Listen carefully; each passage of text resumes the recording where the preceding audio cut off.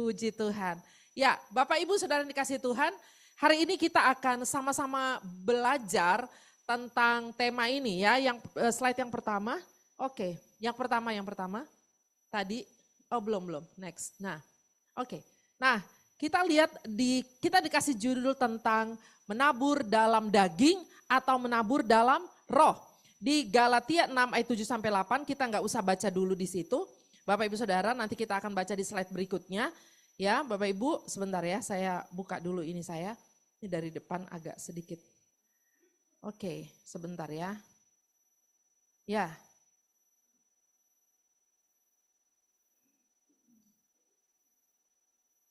Ya, menabur dalam daging atau menabur di dalam roh ya. Nah, Bapak Ibu Saudara yang dikasihi Tuhan gini, hidup kita ini ibarat sebuah kapal. Ya, ibarat sebuah kapal Bapak Ibu Saudara. Nah Bapak Ibu yang dikasihi Tuhan, walaupun lama berlayar, tapi satu waktu akan sampai pada satu titik tujuan. Betul, amin. Nah jadi Bapak Ibu Saudara yang dikasihi Tuhan, untuk itu Bapak Ibu saya mau sampaikan bahwa kapal itu harus dikemudikan dan diarahkan untuk sampai kepada tujuannya ya. Bapak Ibu Saudara yang dikasihi Tuhan, saya punya papa seorang pelaut dan boleh slide berikutnya Bapak Ibu. Ya, nah jadi saya kalau ikut papa saya berlayar ya, saya lihat kan lautnya segitu luas dan saya pernah ada di ruang kemudi gitu ya. Saya pernah ada di ruang kemudi, jadi saya mau coba kayak apa sih mengendalikan kapal yang segitu besar. Nah jadi saya di guide sama juru mudi benerannya, saya pegang setirnya dan dia tinggal bilang 10 kiri, 10 kanan. Jadi saya mesti arahkan jarum sampai 10 ke kiri, nanti 10 ke kanan seperti itu. Nah Bapak Ibu Saudara kalau itu salah, dia nggak akan sampai pada tujuannya. Amin. Nah jadi Bapak Ibu yang dikasihi Tuhan ya, nah jadi mau sampai di titik mana tergantung si pengemudi arahkannya bagaimana. Ya betul. Nah jadi Bapak Ibu, nah sekarang saya analogikan juga dengan seperti ini.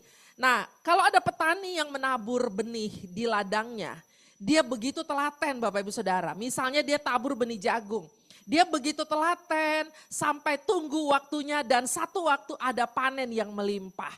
Nah Bapak Ibu Saudara yang dikasihi Tuhan, ya suatu waktu akan ada panen, apa yang dituai Bapak Ibu Saudara? Yang dituai apa? Jagung, karena dia tanamnya jagung, menuainya jagung. Gak mungkin dia tanamnya jagung, dia menuai apel, gak mungkin. Ya kan, tergantung dari apa yang dituai. Jadi Bapak Ibu Saudara ini satu prinsip yang sederhana. Apa yang ditabur itu yang dituai. Itu seperti itu. Nah jadi Bapak Ibu yang dikasihi Tuhan, ya. Jadi masalahnya adalah, jadi pilihan untuk menabur inilah, jadi pilihan untuk menabur apa, inilah yang akan mengarahkan kapal kehidupan kita. Katakan amin. Ya, hidup kita adalah seperti ladang tempat kita menabur setiap hari. Ada kata-kata setiap hari. Jadi Bapak Ibu Saudara, waktu kita menabur bukan setahun sekali nabur. Bukan apa, tapi setiap hari. Ya kan setiap hari. Bu, masa kita nabur duit tiap hari? Saya bukan bicara uang di sini. Nanti kita akan lanjut ya Bapak Ibu. Jadi kita menabur setiap hari. Nah Bapak Ibu Saudara yang dikasihi Tuhan, ya hasil yang kita dapatkan yaitu dikatakan apa yang ditabur itu yang akan dituai. Jadi apa yang pilihan menabur ini ya Bapak Ibu Saudara. Jadi ini adalah kenapa ini penting Bapak Ibu Saudara? Kenapa ini penting? Makanya Lewi menjadikan ini tema bulanan kita. Bapak Ibu, saya ingat seperti Tuhan Yesus ya, nanti sebentar. Nah jadi Bapak Ibu, saya sampaikan begini. Jadi secara teologis, maksudnya gini, Bapak Ibu Saudara, keselamatan yang kita peroleh adalah anugerah Allah, betul? Sola Gracia. Keselamatan yang kita peroleh adalah anugerah Allah, ya kan? Tapi Bapak Ibu Saudara, ya, kalau kita buka di Efesus pasal 2 ayat 8, Efesus pasal 2 ayat 8, ya, di Efesus pasal 2 ayat 8 dikatakan apa Bapak Ibu Saudara? Efesus pasal 2 ayat yang ke-8. Efesus pasal 2 ayat 8 dikatakan sebab karena kasih karunia kamu diselamatkan oleh iman. Itu bukan hasil usahamu tetapi pemberian Allah. Ya, jadi Bapak Ibu Saudara yang dikasihi Tuhan, jadi gini, jangan mentang-mentang kita udah selamat dan selamatnya itu karena anugerah, ya kan? Enggak kayak agama-agama lain loh, nyari selamat itu setengah mati, ya kan? Kita tuh bener-bener karena anugerah. Tapi ya saya mau kasih tahu bukan berarti kita main langsung enak-enakan aja. Kita cuek aja bodo amat, yang penting gue udah selamat gitu kan. Enggak. Nah, karena berikutnya apa yang dikatakan kalau kita buka Filipi, ya Bapak Ibu Saudara, Filipi pasal 2 ayat yang ke-12, dikatakan apa di situ? Hai saudara-saudaraku yang kekasih, kamu senantiasa taat, karena itu apa? Tetaplah kerjakan keselamatanmu dengan takut dan gentar. Ya kan? Jadi setelah kita selamat, dikatakan berikutnya adalah keselamatan harus dikerjakan. Harus dikerjakan Bapak Ibu Saudara. Jadi mari kita menjalani hidup kita ini dengan ciri kita mencerminkan karya Roh Kudus dalam hidup kita. Ya, jadi Bapak Ibu Saudara gini, keselamatan kita anugerah, tapi apa yang kita lakukan sesudah selamat itu yang akan mencerminkan karya Roh Kudus dalam kita. Bener nggak nih orang ciri-cirinya udah selamat? Oke, ya ada orang kan sering ngomong gitu, dia udah dibaptis tapi kok kayak begitu, ya kan? Hidupnya masih kayak gitu, ngomongnya masih kasar, masih sering nampar anaknya, masih sering berantem, pecah piring dan segala macam. Orang akan ngomong seperti itu. Nah Bapak Ibu Saudara yang dikasihi Tuhan, jadi ingat ya, keselamatan tidak ditentukan oleh perbuatan kita. Ya, keselamatan bukan ditentukan oleh perbuatan kita. Tetapi saya balik, perbuatan kitalah yang harus mencerminkan bahwa kita sudah orang yang diselamatkan. Perhatiin Bapak Ibu Saudara ya, keselamatan bukan karena perbuatan kita. Tapi perbuatan kitalah yang mencerminkan bahwa kita orang yang diselamatkan. Ya, jadi Bapak Ibu Saudara yang dikasihi Tuhan, ini tuh luar biasa. Luar biasanya begini, waktu ada satu kelas, ada anak-anak sekolah terus ditanya, kalau misalnya besok kamu mati atau besok Tuhan datang, siapa di sini yang yakin masuk surga? Yang ngangkat tangan, gak ada yang ngangkat tangan. Ya Bapak Ibu Saudara, gak ada yang ngangkat tangan. Pas ditanya, kenapa gak ada yang ngangkat tangan? Pada bilangnya, ya saya masalahnya ya hidup saya kadang masih banyak jatuh bangun, masih berdosa, masih begono begini. Bapak Ibu Saudara yang dikasih Tuhan, orang yang tidak yakin, saya nggak akan tanyakan pertanyaan ini di sini. Saya nggak mau lihat berapa orang yang angkat tangan. Tapi saya mau bilang bahwa kalau Bapak Ibu Saudara nggak yakin, itu berarti karena merasa, aduh aku masih punya banyak dosa, aku masih sering marah, itu adalah orang yang masih merasa, masih ngerti bahwa untuk masuk surga karena perbuatan. Ya kan? Padahal perbuatan kita itu seperti kain kotor di hadapan Tuhan.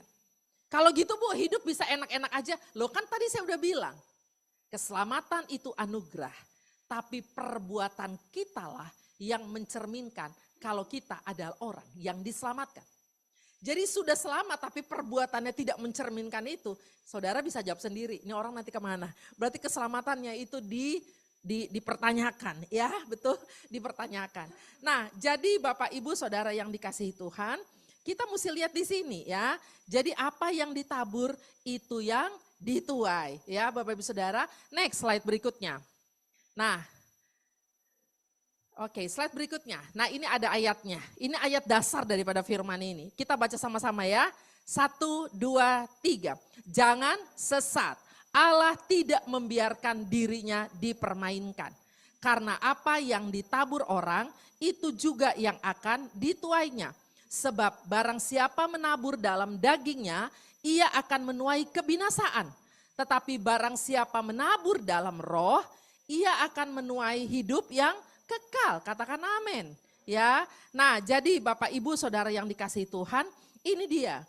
Ya. Oke, next selanjutnya. Kita tadi udah baca ayatnya sama-sama ya. Nah, sekarang kita masuk dalam isi khotbah saya. Ya. Jadi Bapak Ibu Saudara yang dikasihi Tuhan, menabur di dalam daging, ya kan? Maksudnya apa menabur dalam daging? Bapak Ibu Saudara yang dikasihi Tuhan, di sini dikatakan waktu Paulus bicara, itu kan tadi ayat firman di Galatia adalah ayat firman yang ditulis oleh Paulus kepada jemaat di Galatia. Ya, nah waktu Paulus menulis menabur dalam daging itu bukan bicara tentang tubuh fisik kita, bukan. Tapi itu bicara tentang apa? Tentang kodrat manusia berdosa. Amin. Ini kita bukan bicara tentang tubuh fisik yang gemuk, yang kurus, yang langsing, yang apa. Enggak, bukan. Kita bukan bicara tubuh fisik atau engkau normal, engkau cacat. Bukan di situ. Bukan bicara tubuh fisik. Tapi kita bicara tentang kodrat manusia berdosa. Ya kan? Nah Bapak Ibu Saudara coba deh kita sama-sama cubit lengan kita. Ada nggak di sini yang udah pakai tubuh kemuliaan? Ada nggak? Nggak ada ya Bapak Ibu Saudara. Nggak ada kan? Tubuh kita masih tubuh daging. Nah jadi Bapak Ibu Saudara yang dikasihi Tuhan, tubuh daging kita ini Bapak Ibu Saudara kecenderungannya apa? Ya kan? Kecenderungan tubuh daging, ya kan? Coba kita baca sama-sama ya. Galatia pasal 5. Ya, Galatia pasal 5 yuk Bapak Ibu Saudara sama-sama buka. Galatia pasal 5 ayat 19 sampai 21. Galatia 5 ayat 19 sampai dengan 21. Ya. Kita baca sama-sama yuk. 1 2 3. Perbuatan daging telah nyata, yaitu percabulan, kecemaran, hawa nafsu, penyembahan berhala, sihir, perseteruan, perselisihan, iri hati, amarah, kepentingan diri sendiri, percideraan, roh pemecah, kedengkian, kemabukan, pesta pora, dan sebagainya.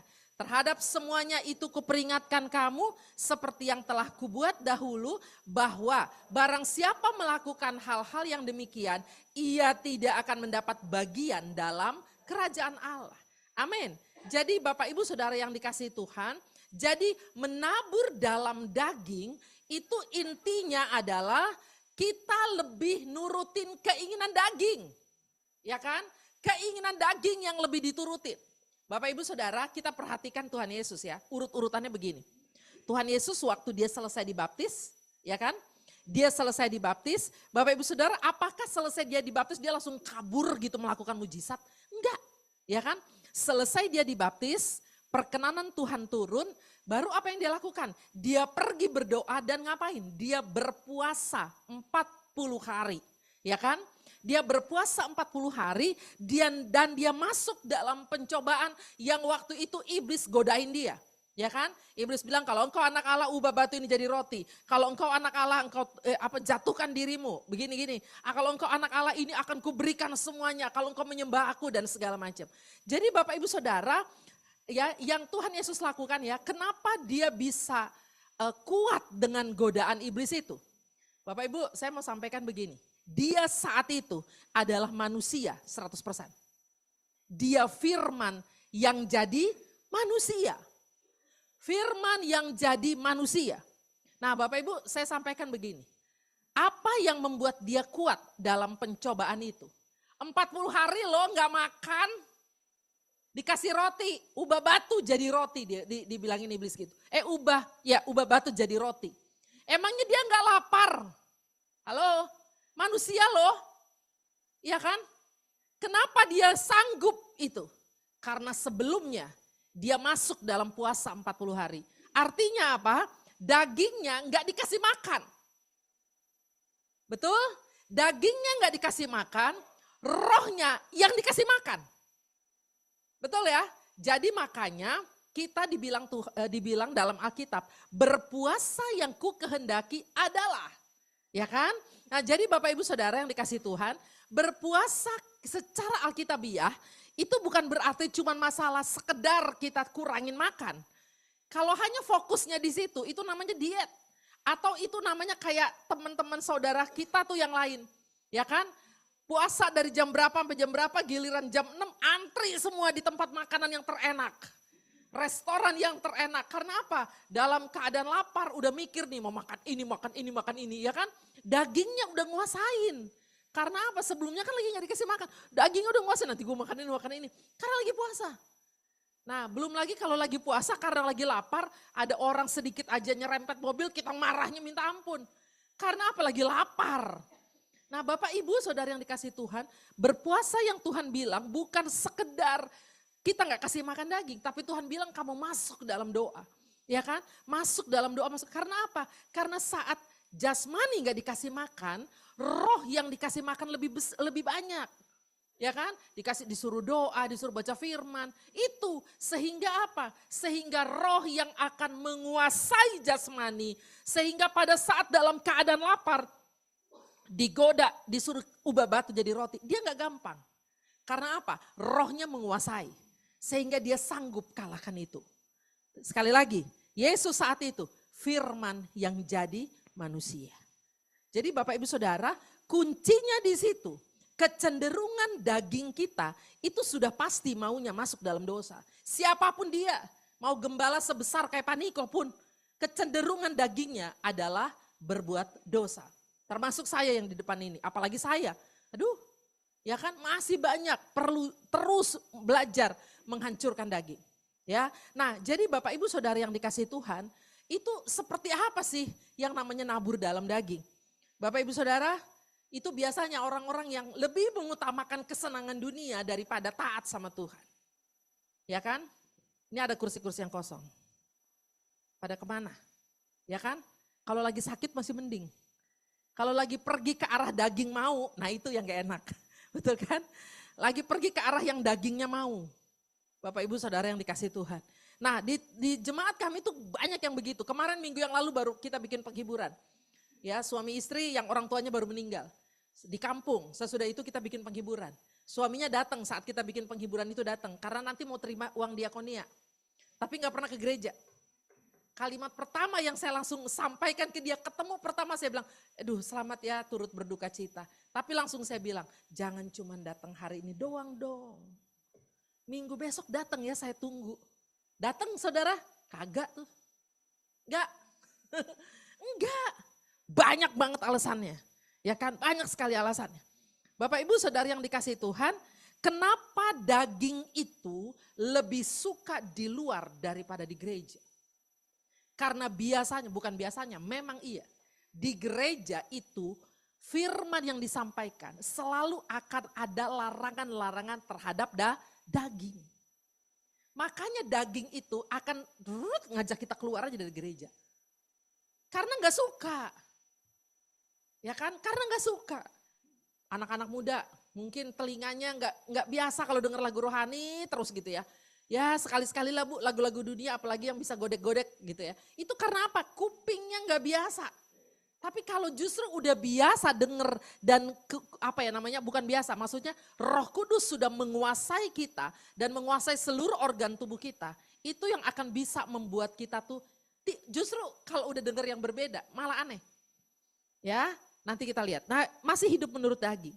Hidup memuaskan hawa nafsu. Ya kan, perselingkuhan terjadi karena apa? Ada nafsu yang ingin dipuaskan. Nah, Bapak Ibu Saudara yang dikasihi Tuhan, ya, emosi yang terjadi terus sampai kita mesti mukul bahkan bunuh orang. Itu semua karena apa? Emosi. Ya, karena hidup masih dipimpin oleh daging. Ya kan? Nah, jadi Bapak Ibu Saudara yang dikasihi Tuhan, itu dia. Nah, jadi hidup memuaskan hawa nafsu. Ya, jadi hawa nafsu, kalau dibilang hawa nafsu itu bukan selalu hanya marah, bukan berarti selalu hanya nafsu seks atau apa, bukan. Tapi kita mau jadi kecewa, kita mau jadi iri hati, dikuasai, itu semua adalah kedagingan yang menguasai. Ya kan? Nah, menolak pimpinan Roh Kudus dan tetap hidup dalam dosa. Nah, Bapak Ibu Saudara yang dikasihi Tuhan, menolak pimpinan Roh Kudus dan tetap hidup dalam dosa. Saya waktu lagi menulis firman ini, saya jadi tiba-tiba teringat. Ya kan, 34 tahun yang lalu waktu saya memutuskan menikah dengan Pak Ginting. Menurut saya itu saya sedang mengikuti pimpinan Roh Kudus. Ya kan, karena kalau bukan ngikutin pimpinan Roh Kudus bukan dia yang kupilih. Gitu loh, ya kan, bukan dia yang kupilih. Bapak Ibu Saudara, saat itu saya sudah pacaran sama dia, saya tinggalkan dia, saya kembali ke cinta lama saya. Ya kan, dan saya terbuai dengan kedagingan saya, dengan cinta pertama saya. Ya kan Bapak Ibu Saudara, dan apa yang terjadi? Ya kan akhirnya saya ditinggal kawin dalam keadaan terpuruk, yang saya ingat Pak Ginting. Ya saat itu statusnya katanya cadangan. Tapi Bapak Ibu Saudara ternyata itu karena saya nurutin daging. Yang Roh Kudus pimpin itu yang terbaik. Amin, itu yang terbaik. Jadi Bapak Ibu Saudara yang dikasih Tuhan, biasanya daging itu tuh kadang-kadang membuat apa? Orang tegur kita, kita nggak mau dengar. Karena apa? Daging yang kuasai. Amin. Daging yang kuasai. Ya. Nah, jadi Bapak Ibu Saudara yang dikasih Tuhan, kalau dipimpin Roh Kudus itu berbeda. Ya. Nah, jadi akibat kalau kita menabur dalam daging, itu ada kebinasaan. Ya kan? Ada kebinasaan. Bukan cuman hidup sekarang. Kita juga akan kehilangan relasi. Ya, orang kalau hidup dalam daging itu pasti ada-ada aja. Yang disebelin orang lah, yang bikin orang jengkel lah, troublemaker dan segala macam. Ya kan? Nah, jadi Bapak Ibu Saudara yang dikasih Tuhan, ya, setiap orang yang akhirnya mati dalam kedagingan, itu biasanya sedang hidup dalam kesendirian. Bapak Ibu, orang sekelas Michael Jackson, begitu dipuja-puja, saya yakin waktu mati dalam kesendirian. Ya kan? Mati dalam kesendirian. Nah, jadi Bapak Ibu Saudara yang dikasih Tuhan, mari kita mau lihat ya. Nah, sekarang Bapak Ibu Saudara, next selanjutnya, oh ini udah di sini. Padahal belum nyampe ke sini. Tapi ini udah berubah. Gak apa-apa, bagus puji Tuhan. Nah, jadi Bapak Ibu, kenapa saya ingatkan menabur dalam daging itu? Karena hidup kita, tiap hari kita ketemu godaan. Ya, kita ketemu godaan. Makanya Bapak Ibu Saudara yang dikasih Tuhan, kita contoh Tuhan Yesus ya. Ya, kita contoh Tuhan Yesus bagaimana dia bisa mengalahkan godaan. Dengan dia puasa, dengan dia masuk dalam doa. Ya, jadi Bapak Ibu Saudara, ya, jadi yuk dalam hidup kita bukan cuma buat kesehatan, tapi untuk bikin daging kita nggak berkuasa. Ada puasa juga, ada doa, amin, ibadah. Nah, jadi lebih banyak kasih makan roh daripada daging, gitu loh. Lebih banyak itu. Waktu kita coba kita lihat mana yang lebih banyak kita kasih makan, ya kan? Nah, kenapa orang di penjara akhirnya kadang bisa berubah? Karena di penjara mereka mau nggak mau tiap hari ada ibadah. Ya kan? Penjara proses untuk bisa membuat mereka berubah. Dan akhirnya mereka bisa berubah. Nah, jadi Bapak Ibu Saudara dikasih Tuhan, mari kita bisa lakukan ini. Yang berikutnya adalah kita menabur dalam roh. Nah, Bapak Ibu yang dikasih Tuhan itu artinya apa? Tadi hidup kita dikuasai daging, sekarang hidup kita dipimpin oleh Roh Kudus. Bapak Ibu tahu kan pujian yang mengatakan, adapun hidupku ini bukannya aku lagi, melainkan Kristus yang hidup di dalam aku. Amin. Jadi Bapak Ibu, sebenarnya tubuh kita ini yang gak ada gunanya ini, tubuh fana, satu waktu akan masuk kuburan. Ya kan? Satu waktu akan masuk kuburan. Jadi selama hidup kita ini ada, mari pergunakan bukan untuk dikuasai oleh daging ini. Bukan. Ya kan? Tapi adapun hidupku ini bukannya aku lagi. Jadi waktu kita dibaptis itu tubuh dagingnya udah mati. Bapak Ibu Saudara. Ya kan? Jadi hidup kita itu waktu kita mengarahkan kapal kita tergantung dari siapa yang mimpin. Katakan amin. Yang mimpin diri sendiri masih daging. Berarti waktu kematian waktu kita mati dari hidup kita yang lama, ya Bapak Ibu Saudara, masuk lahir baru, kita belum serahkan sepenuhnya kedagingan kita di bawah ini Tuhan ya. Jadi ada lagu juga mengatakan sejauh timur dari barat engkau membuang dosaku. Amin. Jadi tubuh daging ini udah buang aja. Ya kan, buang aja, gak usah diikutin maunya. Amin, gak usah diikutin maunya. Karena ini tubuh yang gak akan ada gunanya. Nanti akan masuk dalam kuburan juga akhirnya. Mari kita belajar hidup dipimpin oleh roh. Tubuh kita akan diganti tubuh kemuliaan, amin. Nah, jadi Bapak Ibu Saudara yang dikasihi Tuhan, ya. Jadi artinya hidup dipimpin oleh Roh Kudus. Jadi gini, Roh Kudus menguasai kita, ya kan? Seperti kalau suami istri hubungan intim menghasilkan anak. Roh Kudus menguasai kita, terus kita hidup dalam Roh Kudus menghasilkan buah roh. Amin. Menghasilkan buah roh. Coba kita baca Galatia 5 ayat 22 dan 23. Lanjut dari ayat yang tadi ya. Kita baca sama-sama yuk. 1, 2, 3. Tetapi buah roh ialah kasih, sukacita, damai sejahtera, kesabaran, kemurahan, kebaikan, kesetiaan, kelemah lembutan, penguasaan diri. Tidak ada hukum yang menentang hal-hal itu. Amin. Jadi Bapak Ibu Saudara, saat hidup kita dipimpin oleh Roh Kudus, ini loh buah yang kita hasilkan. Ya kan? Ada sukacita, bukan sukacita karena kita punya gaji naik, bukan. Karena hidup kita dipimpin Roh Kudus. Ya, hidup kita dipimpin oleh Roh Kudus. Nah, Matius 7, coba kita buka. Matius pasal 7 ayat 16. Ya. Firman Tuhan mengatakan apa? Kita baca sama-sama yuk. 1 2 3. Dari buahnya lah kamu akan mengenal mereka. Dapatkah orang memetik buah anggur dari semak duri atau buah ara dari rumput duri? Amin. Dari buahnya lah kamu mengenal mereka. Amin. Yuk biarlah kita dikenal sebagai, kenal gak sama Ibu Dea? Waduh saya kenal dia orangnya, aduh sering bawa snack, aku sering dikasih. Dia penuh pun kemurahan hati. Biarlah kita dikenal dari buah. Bukan kita dikenal dari kedagingan. Kenal gak sama ibu itu? Aduh dia kalau marah luar biasa. Kenal gak sama ibu itu? Aduh dia kalau itu, oh ibu itu, aduh dia kan sekarang lagi konflik sama ibu C. Kenapa? Dia ngiri tuh begini. Duh kita dikenal dari kedagingan kita gak enak banget. Amin. Biarlah kita dikenal dari buah roh kita. Ya, nah jadi Bapak Ibu Saudara yang dikasih Tuhan, jadi bagaimana kita melihat siapa yang memimpin hidup kita, cek dari pagi. Apa yang kita lakukan? Amin. Apa yang kita lakukan? Slide-nya boleh, slide yang kelima tadi. Ya, cek dari pagi apa yang kita lakukan. Waktu Bapak Ibu Saudara bersaat teduh. Waktu Bapak Ibu Saudara saat teduh, Bapak Ibu Saudara baca firman, itu kita sedang memberitahu kepada Tuhan bahwa ini loh Tuhan, pimpin hidupku. Amin, pimpin hidupku di dalam roh. Jadi Bapak Ibu yang dikasih Tuhan, hasilnya kita menabur di dalam roh, itu adalah apa? Hidup yang kekal. Amin, kita dapat hidup kekal. Jadi kita udah gak takut mati lagi Bapak Ibu Saudara. Besok mati, hari ini kita ya masih sedikit, Bu Dea, kemarin kok Bu Dea begini-gini, masih ada sedikit marah gitu. Apa iya besok kita mati masuk neraka? Ya kan hanya gara-gara marah hari ini. Hidup kita udah dipimpin roh loh. Bapak Ibu Saudara, kita pasti masuk surga. Amin, masuk surga dong. Ya kan, karena hidup kita dipimpin oleh roh, bukan perbuatan kita yang menyelamatkan. Ya, nah Bapak Ibu Saudara, hidup kita berbuah. Kita gak hidup yang kosong, hidup kita berbuah. Tatapan mata kita aja udah berbeda nanti. Karena penuh kasih, penuh sukacita. Amin. Nah hubungan kita dengan Tuhan itu juga diperbaharui dari hari ke hari.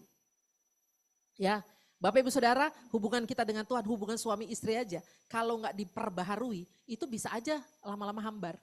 Hubungan kita dengan Tuhan, begitu juga harus diperbaharui dari hari ke hari. Karena apa? Kasih mula-mula itu akan makin surut. Kan kita masih daging. Ya kan masih daging, makin hari makin surut. Wah dagingnya makin gede. Jadi Bapak Ibu Saudara yang dikasih Tuhan, hubungan kita makin kalau diperbaharui makin hari akan berbeda. Ya kalau Bapak Ibu Saudara beberapa bulan yang lalu ada main film The Force. Ya kalau pernah nonton itu bagaimana seorang anak muda yang tadinya hidup dalam daging. Waktu diubahkan jadi anak muda yang sangat berbeda. Dia punya pekerjaan yang mantap, Tuhan kasih dia pekerjaan yang bagus, Tuhan kasih dia berbuah dalam kelompok sel, Tuhan kasih dia berbuah dan dia hidup menyenangkan orang tuanya. Luar biasa. Kalau ada yang belum nonton, nontonlah. Di Netflix sudah ada. Ya, amin. Saya berkali-kali nonton, berkali-kali juga nangis.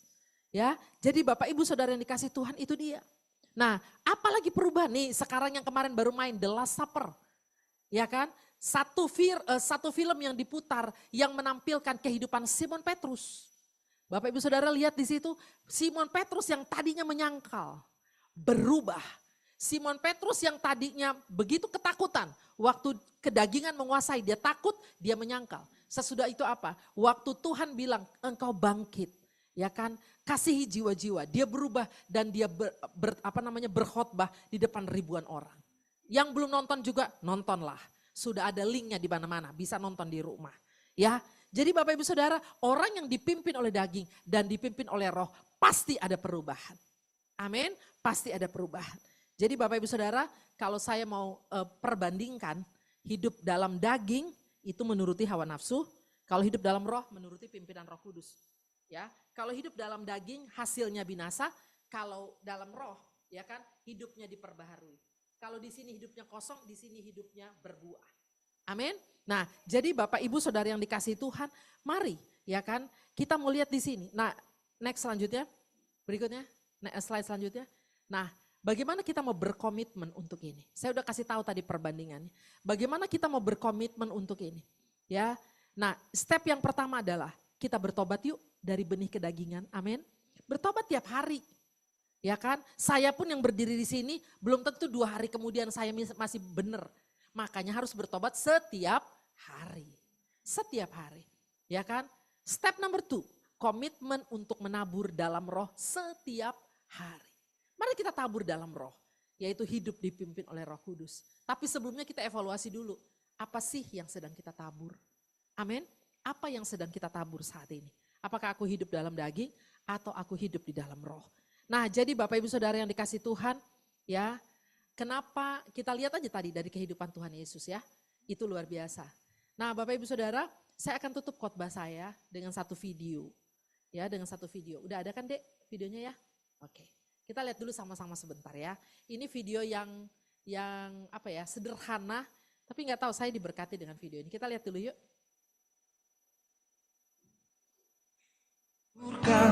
Segala mimpi-mimpi serta harapanmu. Seorang anak kecil yang Kau ingin ku menjadi yang terbaik bagimu, patuhi perintahmu, jauhkan godaan yang mungkin ku lakukan dalam waktuku beranjak dewasa. Jangan sampai mamaku terbelenggu jatuh dan terinjak. Amin. Video yang sangat sederhana, tapi saya mau kasih tahu, anak sekecil itu sudah memberikan dirinya dipimpin oleh Roh Kudus. Amin. Kalau kecilnya aja begini, gedenya udah ketahuan tuh hasilnya apa. Amin. Karena hidup dipimpin Roh Kudus. Saya waktu lihat ini, saya bilang ini, Tuhan, malu saya. Ya kan, yang udah dewasa, apalagi udah tua, ya dia tadi jalan kaki, nggak ada mamanya. Kalau dilihat dari dagingnya, maunya mah mendingan main. Ngapain? Orang gak diantar ini kok, mendingan main. Tapi Bapak Ibu Saudara, dia jalan tuh sendirian. Saya yakin rumahnya gak deket. Dia jalan dan dia ke gereja. Bapak Ibu Saudara yang dikasih Tuhan, kalau misalnya kita ke gereja malah gampang ada kendaraan, ya kan? Udah hidup nyaman dan segala macam, masih memutuskan nggak pergi, itu karena hidup kita dipimpin oleh kedagingan kita. Amin. Kesenangan dunia lebih menguasai kita. Nah, jadi Bapak Ibu Saudara yang dikasih Tuhan, biarlah firman Tuhan pada pagi hari ini boleh menguatkan kita. Pilihan ada di tangan Bapak Ibu kok. Saya nggak maksa. Pilihan di tangan kita. Mau hidup dalam daging atau hidup dalam roh. Pilihan di tangan kita. Tapi kalau saya memutuskan untuk hidup dalam roh. Amin. Karena saya tahu besok Tuhan Yesus datang juga pun kita nggak tahu. Tapi saya selalu siap. Amin. Puji Tuhan. Yuk mari. Imam musik bisa maju ke depan.